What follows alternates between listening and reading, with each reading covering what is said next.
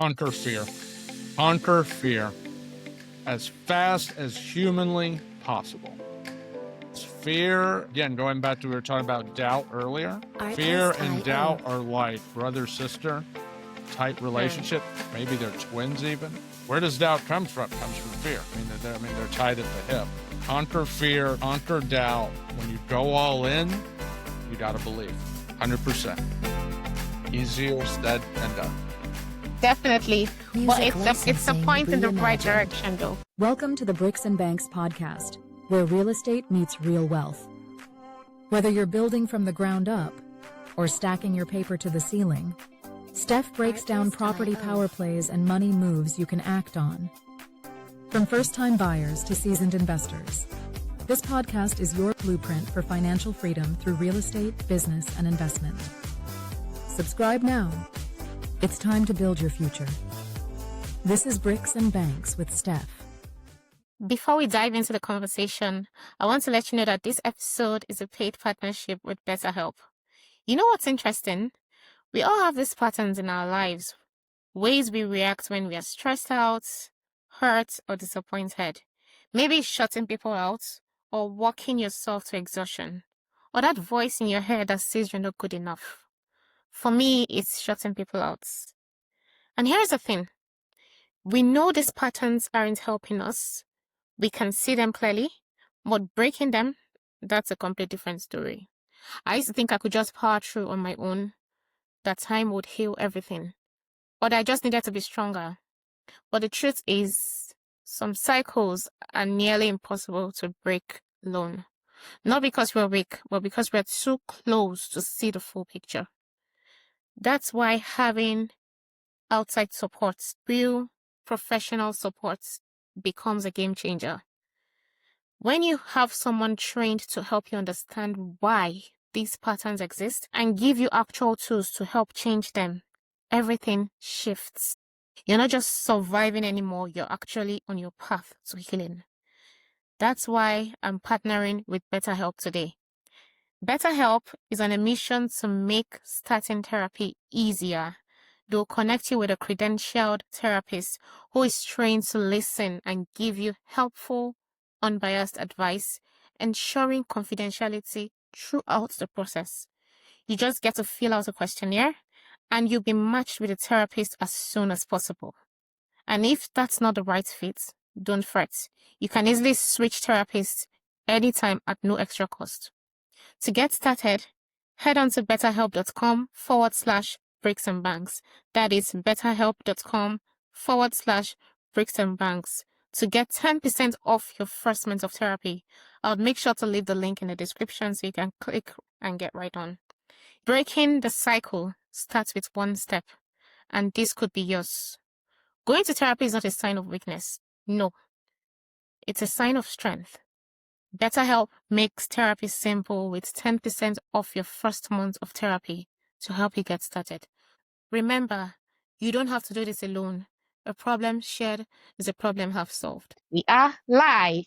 Hey everyone, welcome to another amazing episode of the Breaks and Banks podcast. And today I have with me all the way from Atlanta, Georgia. I've never been, but I plan to visit one day.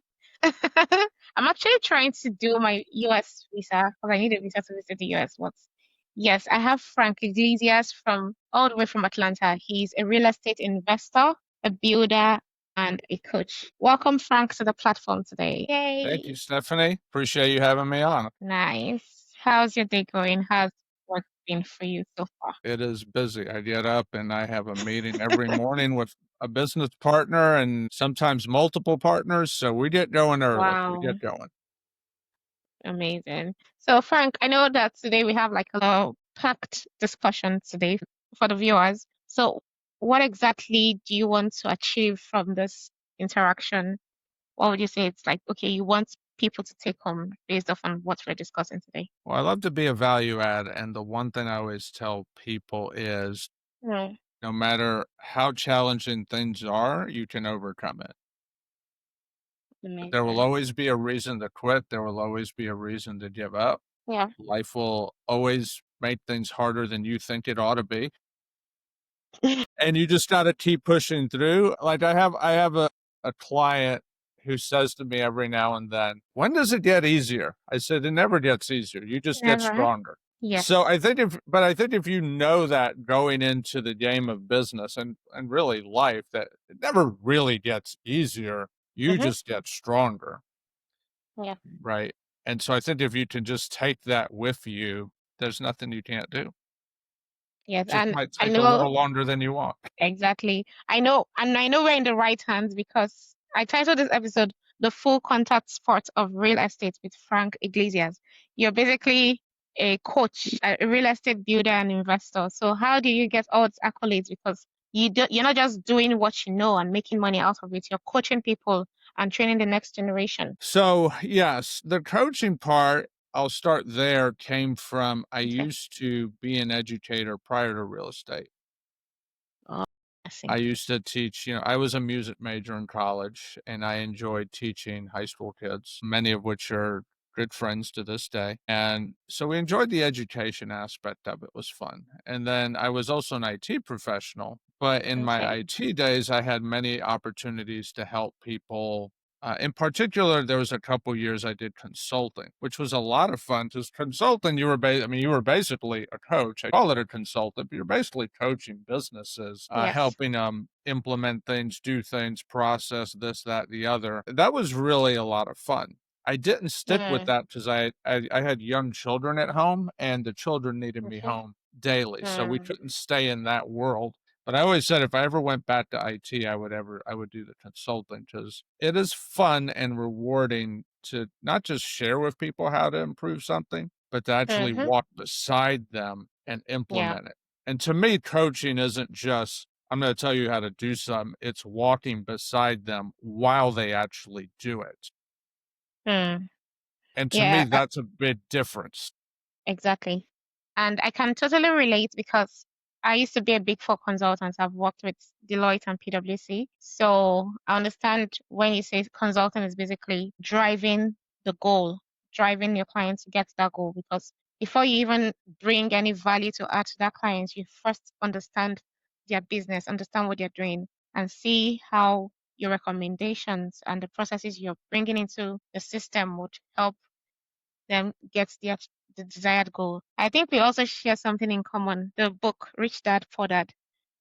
For me, it was what sparked my entrepreneurial journey. I read the book after uni. I finished uni at age 20, and when I got my degree, there's this time lapse in Nigeria where you have to wait before you go and serve your country. It's called the NYSC program. So during that time, I was trying to upskill and do other things, and also finish up my ICANN exams and whatnot. ICANN is what gets you become a chartered accountant. So I stumbled upon okay, my dad actually gave it to me, gave me the Rich Dad Poor Dad book, and I read it, and I was like, oh, I felt like I wasted my time in school because I've just gone into business from this. But for you, that was what that was what sparked up your entrepreneurial journey. So can you take us back to the moment where you just realized that okay, and what shifted in you and how you saw money and investing by reading the book? Yeah. And before I answer that, one thing I want to piggyback off you said is in our entrepreneurial journey, we're going to have many times where we're going to have that experience with someone, and it's going to make us think exactly what you said is, oh, I wasted my time and money.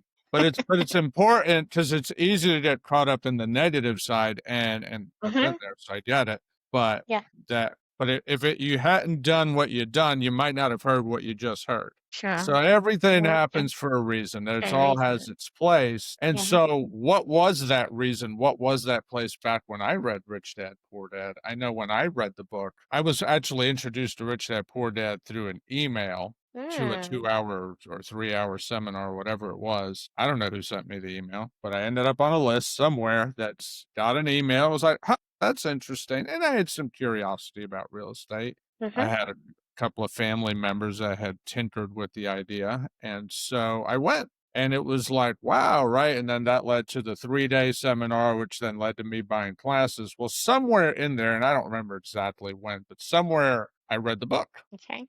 Which really fed into the, what I was experiencing because I'd gone to this 2-hour seminar And my Okay. eyes like, I have never heard about any of this. What is all?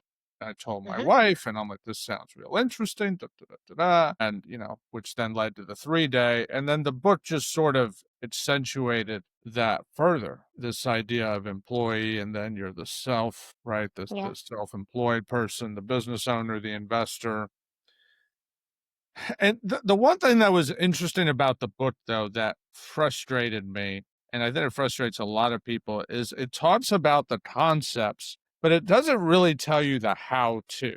And Exactly. Kiyosaki's always like, I can't tell you exactly how. This is just how it goes. And you're like, well, Well, can you I just need step 1, 2. well, in his defense, the thing is, you can't necessarily teach everyone the process, because what works for you might not necessarily work for the next person. Exactly. If I tell you But in this the is what I moment, did and it worked for me and it doesn't work for the next person, they'll say, oh, this person is a liar. She's scam. So I guess he was exactly. trying to avoid that. Exactly. But in the moment when you're new and you're excited, Yeah. it's frustrating because you're like, what? It's almost like they're dangling a carrot. Here you go, but I'm not going to tell you how to get it. But then as you grow and you mature, you realize, okay, now it makes sense. Like you said, because not only could it be different from person to person, but from business to business. Business is business, yes, but there are caveats to different types of things, of course. But overall, I mean, I still have the book on my shelf. Every now and then we'll whip it out and just kind of remind ourselves, and there's other books like that, right? That we go back to that are pillars, some of which we all have heard of. Another one like Think and Grow Rich, right? It's good to pull that one out every now and then and, go through it again and be like, okay, got it. Yeah, so amazing. I understand that you've been investing for the past 16 years and you've been in the real estate field. So I know when it comes to real estate, most investors will tell you their very first deal left an unforgettable mark, either as a confidence booster or as a hard knock lesson. What was your very first deal like, and what did you walk away learning that still influences you on how you approach real estate today? So our first deal was a very interesting deal. It was a property we bought. We bought a foreclosure. Oh, This was okay. back in 2009, or January actually of that year. And we bought a foreclosure, and we didn't, the market was crashing. We didn't really understand that. We were new. We didn't know anything really. We just knew what we learned in this Rich Dad class on, hey, here's how you buy a foreclosure. Okay, so that's what we did. We followed the training. And by the way, that's the first lesson is if you do training, actually do it. Right. That's how we bought our first deal. We weren't experts. We didn't really know a lot, but we did follow the training and bought a property. And our thought process back then was, well, look, you could buy houses for 50,000. How cool is that? We didn't realize the world was blowing up around us. We just thought it was cool that you could buy a house for 50 grand. So we bought the house. It was a small remodel we bought, fixed it up, and then we went to refinance it so we could rent it. That was the idea. Initially, was we'll buy a house, fix it, and we'll rent it, and we'll do this passive income thing people are talking about. When we went to refinance, again, this was during the banking crisis, the whole financial crisis. We literally went to closing and signed documents, but the federal government shut down the lender that was doing the funding. Wow. And we're Why? like, that's weird. Well, because they were on, I don't know, the banks or the Fed's hit list or failing list or whatever the list was called. They were, looking back, I learned they were what was called a wholesale lender at the time. And a lot of those, they were behind a lot of the questionable loans, I guess. We didn't know any of that. We're just like, hey, we're just trying to refinance a hard money loan. And so we told the closing attorney, what do you do? Like, we've got a stack of documents that we've closed, but the bank is not going to fund it. So what do we do? And the attorney said, well, you could sue the federal government. We're like, sure. So anyway, that didn't work out. But what we learned right away in that first deal was this is a dynamic world. This is going to be a dynamic ride. And we ended up refinancing that deal with someone else. So it did get done. But that first deal taught us a couple of things. One, this business is dynamic, very dynamic. It taught us very quickly, expect the unexpected, which is sometimes a slow lesson to learn in today's hyper convenient, easy world. right? Because things are so easy. Now you got AI telling you don't even have to think half the time. When that happens to you, AI is not going to solve your problem. You got to think. Exactly. It might give you some tips, but you still got to do some things. So we had to figure all that out. We had to learn to expect the unexpected. But what we also learned that was really cool was because that was a rental, we held it for a long time. So as the market went up, it also taught us the power of holding property and watching them build in value through the cycles. That's not a quick lesson because you actually have to wait years, but the good news is it's a well-precedented, well-documented example. So, it was good. So at the end of the day, it was a very positive deal, but it was an eye-opener right off the bat. Yeah, that makes a lot of sense because it helps you to scrutinize the deals more and reveal things more because yes, it turned out good at the end of the day because you stuck to the plan, you stuck to it, but it's easy for first time investors to just quickly pull out of such deals because like it went south at the start. Just because something starts off bad doesn't necessarily mean you can't turn it around.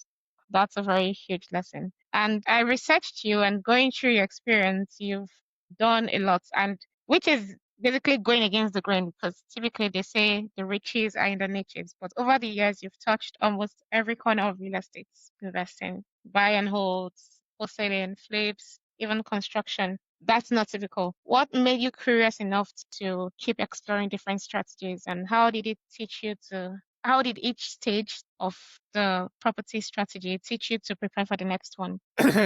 Some of that was genuine interest. Some of it was ignorance, a little bit of both. Okay.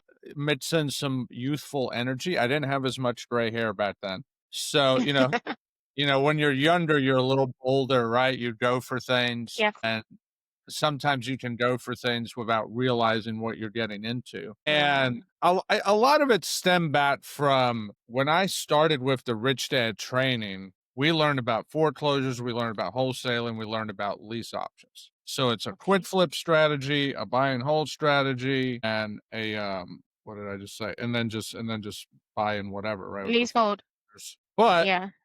what I didn't realize is I was learning different avenues, but it kind of took away from the focus. Okay. So for many years, we did do different things. I don't know that I would do that today. I think I would more likely stick with one thing, the focus idea.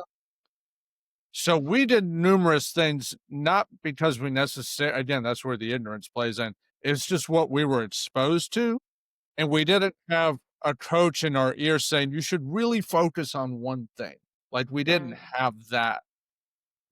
Our focus was you should, and we had numerous people saying, well, you should know a bunch of exit strategies.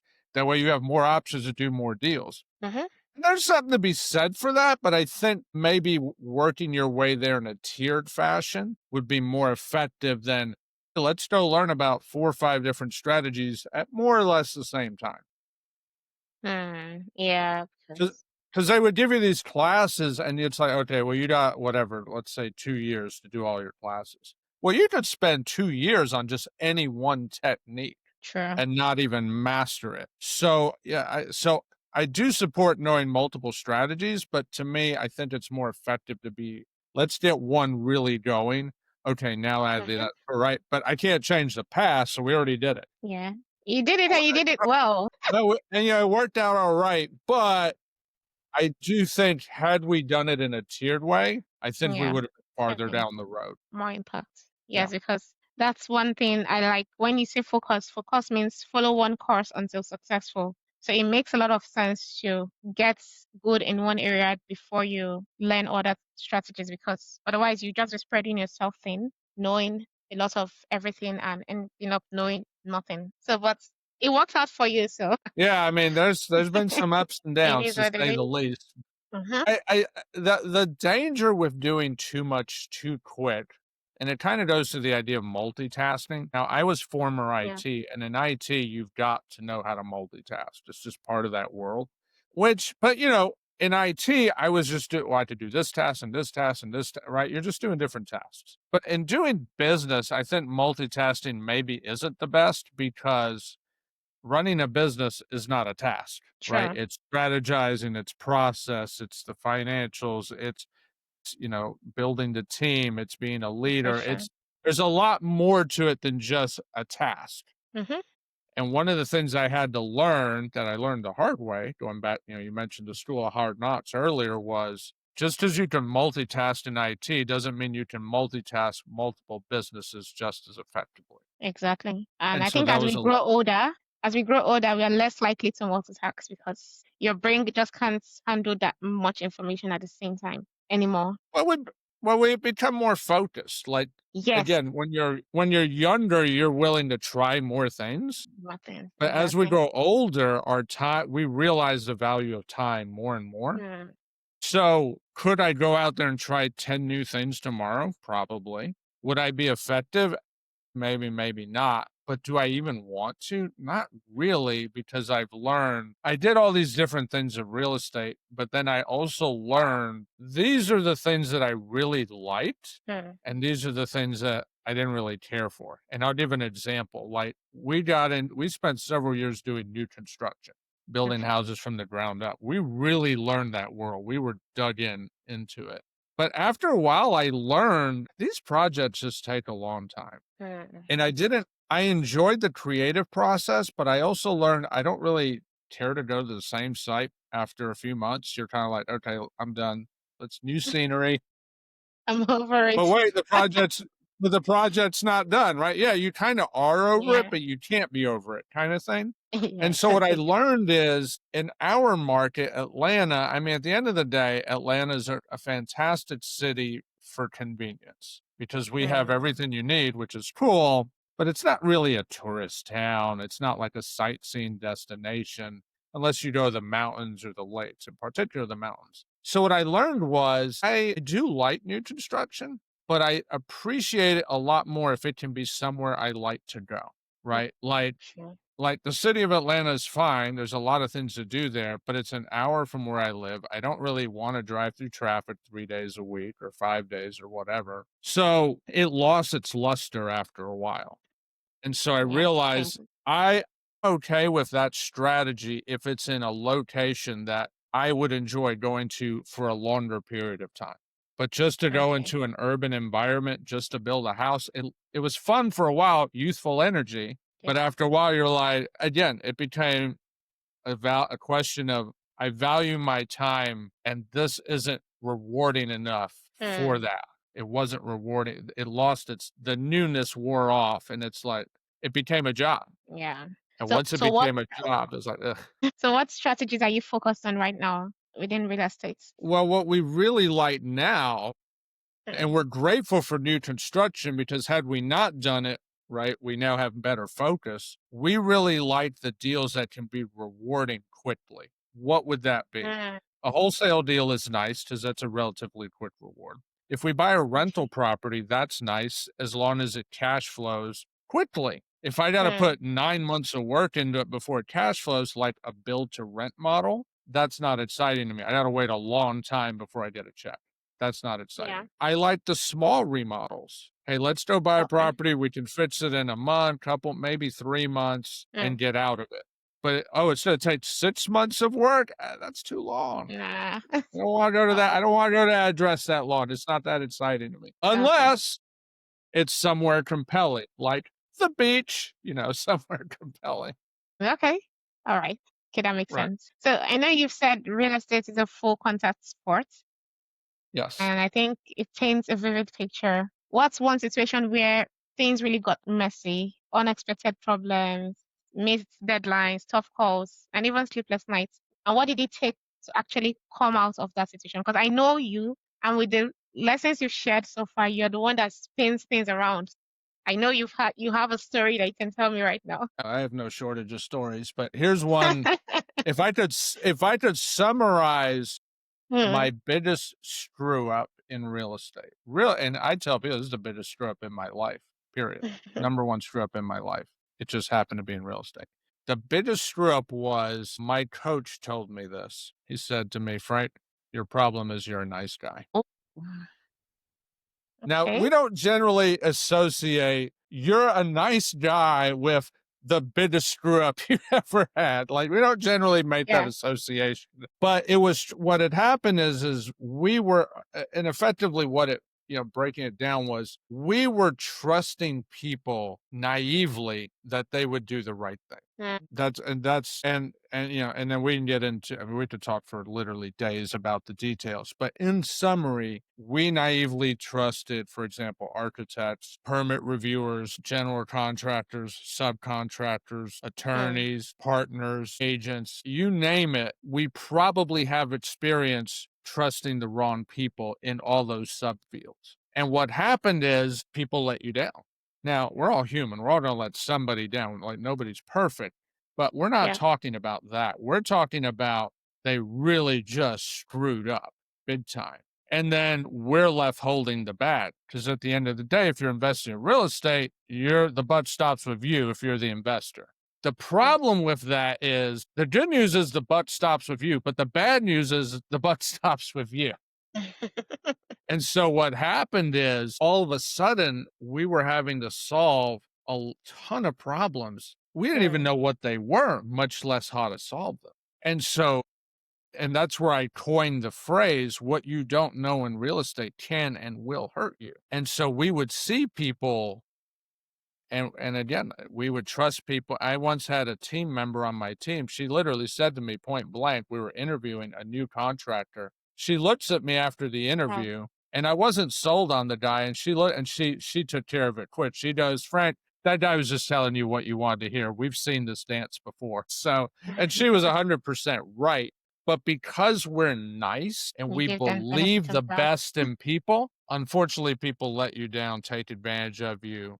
And to be fair, and some of the people that let us down, I don't even know that all of them necessarily did it intentionally. Again, I think now some most definitely did. There was absolutely no question. Some let you down out of their ignorance, but they didn't have the maturity to admit they made a mistake. I'm a big believer, if you screw up, just say, I screwed up. It is what it is. We all screw up. Anyone says they don't screw up, run away, run away. No one is perfect. It's amazing how hard some people will work to avoid saying I made a mistake. And I don't know why. Just say you made a mistake and fix it. Move on. It's not worth it. But some people, out of their ignorance, we learned they just can't admit they made a mistake. So we got to move on from that. But sometimes it is 100% us. We didn't have the maturity. We didn't have the experience to realize this is what that looks like. Like, I had 15 years in IT, so I'd seen a lot of people. I consulted people, but yet I would come into real estate and how did I not see this? And what I realized, and like I said, one of my coaches is like, well, Frank, you actually do know what it looks like. The problem is you're such a nice guy.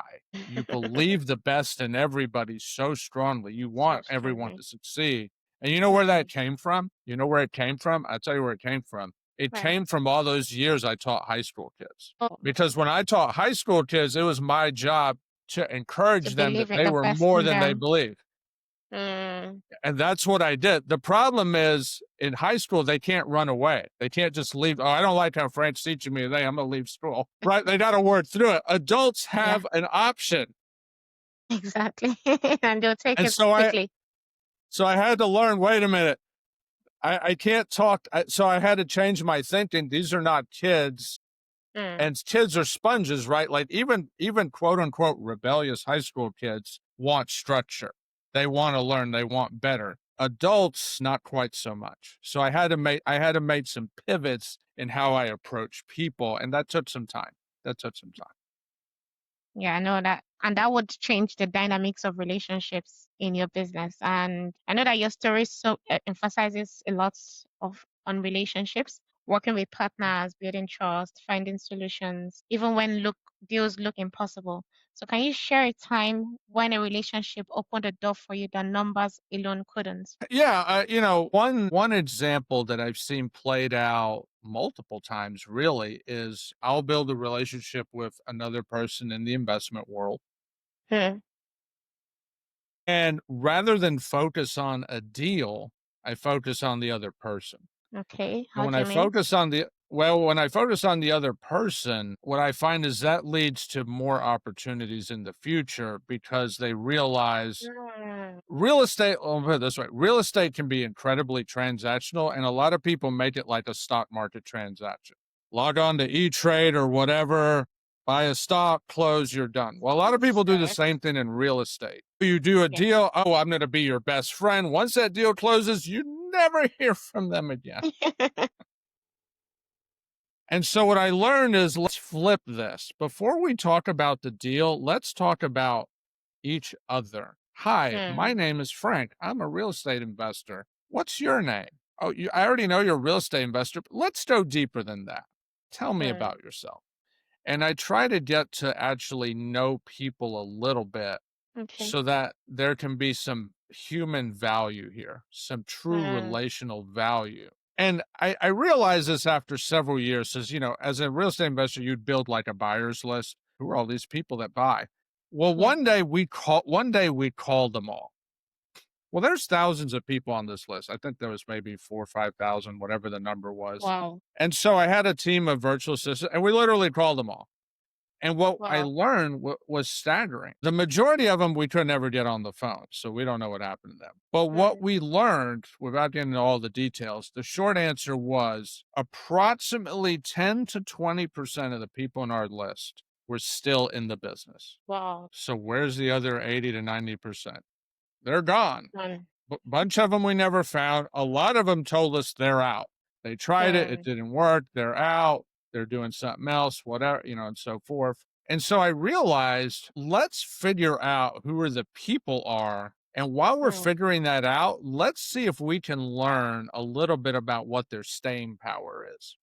Because at the end of the day, we get a lot more mileage with a handful of relationships that have a lot of staying power than let's just go meet 1,000 people and, you know, then you're going to call 1,000 people later and find out, oh, there's only 10 of them still around, right? Whatever the math is. Yeah, so I'm, you know, and again, going back to earlier where we talked about time means more as we get older. Yes. I want to make sure if I'm going to talk to you, I want to make sure that time is going to be valuable. If I want to do everything I can to make every conversation actually mean something. Well, that's right, because it's today's world. Everything is so fast paced. Technology is taking over. AI is in our faces, and we've lost the human touch. And that was what I was talking to one of my guests about the other day. That there's always a space for the human touch, building that community, because people want to buy from people. At the end of the day, people can buy from technology today, but they wouldn't go back to technology tomorrow. But once you find a friend in a customer, you make a customer your friend, the person is a loyalist for life. So essentially, the human connection is what makes the brand stays in the relevant in the marketplace. Well, So one of the I know things I you've love, well, yes. I was going to say, piggybacking off of that, I think, and we'll see what happens, nobody knows, right? But AI is phenomenal in what it can do. Yeah. But the greatest achievement of AI it may be the technology that pushes human capital to the forefront and human relationships back to the forefront. Because like you said, it's so, like we're dealing with a transaction right now with a real estate agent, like you can't get them on the phone. It's like we're interested in doing it, but I can't get you on the phone. So we're like, I don't know. And I'm literally thinking, this was this morning. I'm like, I don't know that I want to do business with them. Why we can't get them on the phone? If I can't get you on the phone to have a conversation, like I don't know that I want to do business with you. So I'm hoping that AI, and again, AI is amazing. We love it, but I'm hoping at the same time, as amazing as it is, and it will become, it's going to be even more amazing, that hopefully it will also help us as people realize nothing can beat that human to human interaction. True. Nothing beats human to human. People would always buy from people. Always. Always. Yeah, that's why you have your coaching business and it's thriving, because people want to learn from people. I mean, anyone could go online on YouTube and watch a video or ask ChatGPT, but the coaching industry today is so big because essentially people still want to be handheld. People still want that relational back and forth. And having coached a lot of investors over the years, which means you've seen common patterns in how people approach business. What would you say is the number one blind spot you see new investors struggling with? And how do you help them shift their perspective? The number one challenge I see in particular with newer investors is not understanding real risk. Okay. The online education industry, the gurus, if you will, they've made everything seem easy, and I get it, right? It's sales. No one, you want things to be exciting, and that's true, right? You want it to be exciting, fun. Think about what you could do for your family and generational wealth and all these things. And all of that is good. And it's good. The problem is people get sold on that, but there's no balance but there's real risk involved. There's real challenges. It's really not going to be as easy as I just took a course, did this, and it all just worked. Like it might work every now and then that way. Right? We all know the clock strikes 12 twice a day. Everything can work every now and then, but where there's no problem. But most of the time there's problems, and usually there's quite a few, and it's usually a lot more than you anticipate. So I like to tell investors, keep the excitement, keep those dreams alive, right? All those things that got you excited, keep them at the forefront. They're important. They're driving you. They're motivating. Just understand there's real risk involved, and we need to talk about that too. Not to scare you, but to help you be prepared. Because you got to be you want to be prepared for succeeding, but you also got to be prepared for what happens if it doesn't work out. The book I like to quote, or paraphrase, I should say, is The Obstacle is the Way. And there's a cool little chapter in there that's literally called Be Prepared for None of It to Work, where you to do everything right. You're excited. You're fired up. Let's go. It all is done and it should work great. And then it doesn't. And it doesn't make any sense whatsoever. And then you go to all the experts, and this is what the experts, they're like, I don't know. I just don't understand. I just don't understand. And you're like, well, if you're the expert and you don't understand, that doesn't help. Well, that's when you pray about it. That is correct. Prayer is very important. I am a big believer in prayer, faith. I am a believer, yes, because the reality is there will be times where you will do everything right and it will not work. And when that happens, your brain goes, blah, because it's like, there's no logic to it. But if we can remember, like you said, hey, well, let's hold on, let's step back. And at that moment, it's no longer intellect. It's no longer experience, expertise. We got to go back to this thing called faith. Everything happens for a reason. Let's lean back on that and see, and let's just figure out what the next, maybe not even the solution, just what's the next step to put in front of me, just one at a time. Nice. So, talking about mindsets, we actually hear that, we often hear that success in business begins in the mind long before it shows up in the bank account. In your own journey, what's the single biggest mindset shift you had to make? And how did it change the way you approached your business? I know at some point your coach was telling you that you need to stop being a nice guy. So what was your biggest... You can be nice, but not too nice. The biggest mindset shift for me, and I think it's, and this comes from one of my coaches, because I think that's the hardest lesson to learn. He said to me, Frank, you cannot outrun your beliefs. You cannot outrun your beliefs. And it sounds good, but then when you really analyze what you do, how you're approaching it, I've learned the hardest thing to do, yet the most powerful thing at the same time, the hardest thing to do is simply to truly, truly, truly believe with literally zero doubt. It's easy to believe and then let a hint of doubt creep in. But to truly believe and have zero doubt, that's not easy. Yeah, it's basically you have to be delusional about your goals. Exactly. I actually have never finished the book because chapter 4 was about faith. And I literally stopped. Like I never got past the chapter because he said it's the most powerful chapter in the book. And I read the most powerful chapter. I'm good. Well, the chapter was about faith. And he talks about faith being the most powerful force on earth. Okay, for people that have a belief system, I believe in God, Jesus, other people might believe in whatever they believe. Regardless of what you believe, there's a faith in that. And if we give our energy to that, it is astounding the barriers we can get through. And Yes. and maybe not even get through a barrier. For some people, a massive victory is just taking the next step. Victory may not be the end goal. Victory might be just taking a step. For some people, that's a huge deal, depending on what you're going through. So I've just learned that belief is the number one mindset thing that I think messes people up. Oh, I believe I this, that, the other. And then when you really break it down, what you'll find with a lot of people, and I certainly did with myself, is, but there was a little bit of doubt. And once there's a little bit of doubt, do you really, then it's not really belief, it's you kind of believe. Yeah. You kind of believe. Like, and again, going back to my Christian faith in the Bible, there's actually a verse in the book of James that says, you can't, there can be no doubting. Because if you're doubting, you're like the man who's tossed to and fro on the waves. And then it says, let that man think they will get anything. Get anything. So the Bible's like, if you even have a hint of doubt, you're getting nothing. Yeah, and I know the Bible says faith is the substance of things hoped for, the evidence of things not seen. That's in Hebrews chapter 6. So definitely, you when you're going into business, you have to go with that full faith that it's going to work out. Yes, you gotta know that you gotta believe you can't believe 99%.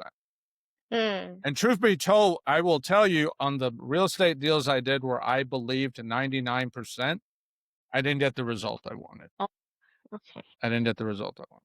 But the deals that I was satisfied, I noticed, and it's easier to say this looking back, the deals that worked out, oh yeah, we were committed. Or you talked about partnerships briefly earlier, super briefly. This also matters with mindset. If you partner with someone and the mindset is not in alignment, like maybe you're all in and they're not, it's not going to work. It's just a matter of time till it blows up. So belief to me is that important. First with yourself. And then remember I said earlier, my biggest mistake was what? I was naive. A lot of the people I surrounded myself that I could say, well, they let me down. No, what happened is they didn't have the same belief system that I did. So to me, you got to align with people that have a belief system in the same ballpark as yours, which again goes back to relationship. You see, it's all kind of a chain how it all links together. Exactly. So when I meet you, I got to get to know you. Just one of the things I'm also looking for is what's their belief system. If I know within the first 2-3 minutes, this person is just full of doubt, I'm not gonna work out. It all links together. But it's easier to see it looking back, right? When you're young and new in real estate, you don't see it. You're just like the transaction. Because I want to be on the beach in 30 minutes. Come on now, the transaction. No, that's not how it works. That brings us to the last question for this segment. So you've built, coached, and invested for years, and you've seen the industry evolved since 2008. When you look ahead in the next 5 to 10 years, especially with the advent of AI and everything it's bringing with it, what's your take on the real estate industry and the opportunities that are exciting right now? I think what we're going to see in the real estate industry, well, first of all, I think we're going to see a price correction in housing. A hot topic recently is the median household price in the United States is around $430,000, depending on who you ask, somewhere in that range. And to afford a house like that, the median household income needs to be roughly $120,000, more or less. Well, depending on which source you go through, the median household income in the United States is somewhere between $70,000 and $80,000. Some say even high 60s. That's a lot less than 120. So by that standard, home ownership in the United States has become a luxury as a national viewpoint. Well, that's not very encouraging. Right now, we got a generation of kids, Generation Z. I have 2 children that are in that generation. They're not too happy because they're like, hey, I'm getting out of college. I'm ready for my first job, my career. I can't buy a house. Not only can I not buy a house, I don't even see how I'm ever going to be able to buy a house in the next 10, 20 years. And that is a story that's repeating a lot in the U.S. right now. Now, various markets are going to vary, but that's a general feeling overall. So Gen Z is not too happy, and nor should they be. And the reality is, I know the government's doing things that will hopefully increase wages, and that's great. But even if all of that goes perfectly, is it going to be enough to fill that gap? We don't know, but it doesn't look likely. So we think housing has to come down. Now, Exactly. otherwise, we just think it has to. It's just a matter of how. I mean, why are houses so expensive in the first place? A lot of it was driven by hedge funds when they came and started overpaying. I mean, in a way, they kind of created their own market, and we ended up having to tag along for the ride. Now, do we kick the hedge funds out of residential real estate? I don't know. I mean, who knows, right? But what I do know is housing is too expensive. How does that get fixed? Time will tell. I think what's going to be exciting is when housing comes down, there's going to be more opportunity.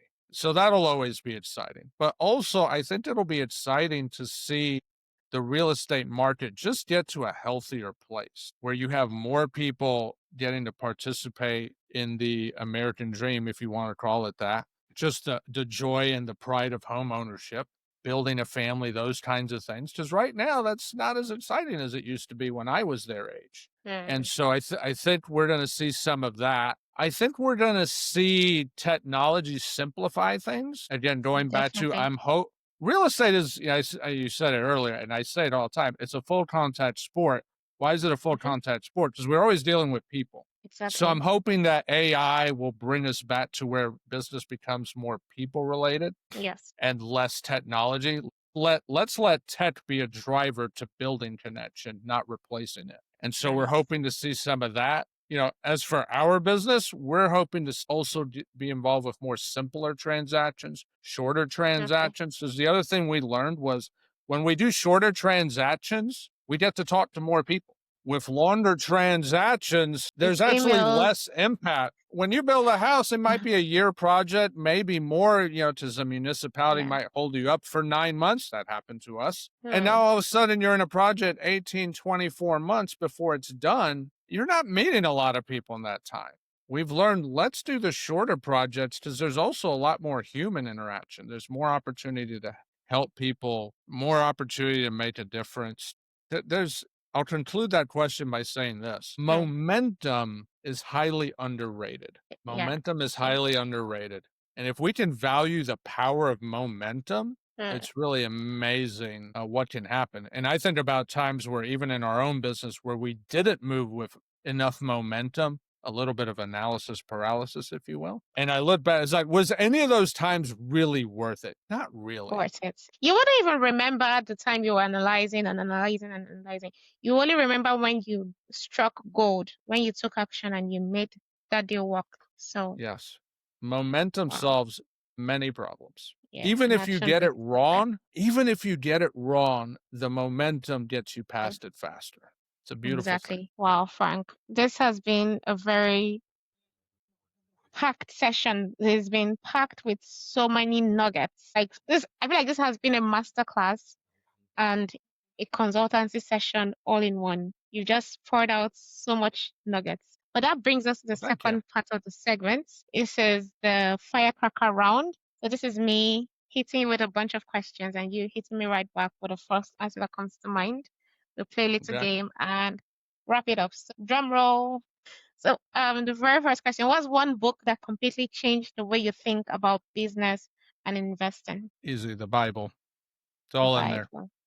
Nice. 90% of the principles you hear about business come straight out of the Bible. Exactly. True. Straight out of the Bible. Especially when you get to Proverbs and you're being flogged.